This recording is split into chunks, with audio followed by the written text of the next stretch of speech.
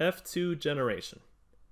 Mendel's hypotheses also explain the 3-to-1 ratio of purple to white flowers he observed in the F2 generation. Since the F1 hybrids are big P little p, half of their gametes will have the big P allele and half will have the little p. So both of the flowers pictured here, both of these are F1 hybrids. They are both heterozygous, they both have big P and little p, so half their gametes are big P, half their gametes are little p. Looking at genotype, we can see that if a sperm cell carrying a big P allele fertilizes an egg cell carrying a big P allele, the offspring will be big P, and therefore have purple flowers. This particular genotype will occur in 1 out of 4 of the offspring, as we can see in the Punnett Square.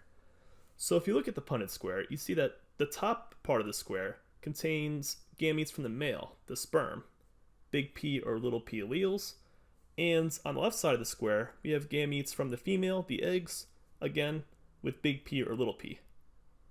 And just by looking at the square, we could see that the chances of big P and big P being together, it's a 1 out of 4 chance, it's 1 out of 4 squares. But if you want to look at it mathematically, remember it's a 1/2 chance that one parent will give up its big P, cross that with another 1/2 chance that the other parent will give up its big P.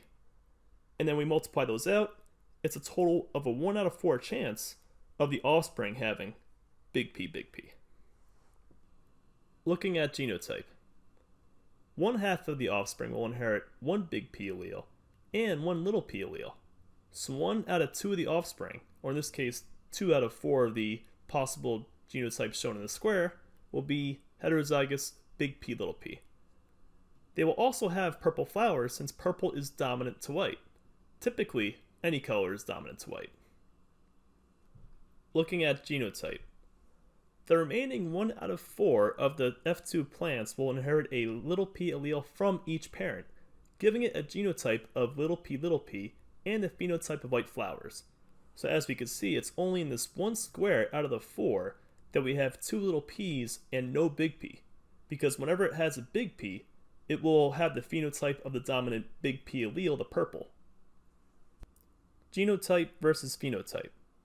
Because an organism's appearance does not always reveal its genetic composition, we need to distinguish between an organism's expressed or physical traits, or its phenotype, and its genetic makeup, or its genotype.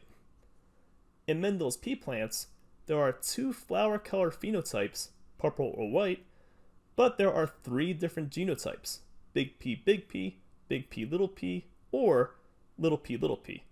So as we can see in this diagram, it's possible for individual plants to have the same phenotype, but different genotypes. Genotype versus phenotype.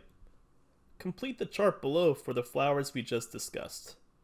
Remember our dominant alleles and our recessive alleles, and that genotypes show the alleles, phenotypes describe the character trait, in this case, the color of the flowers.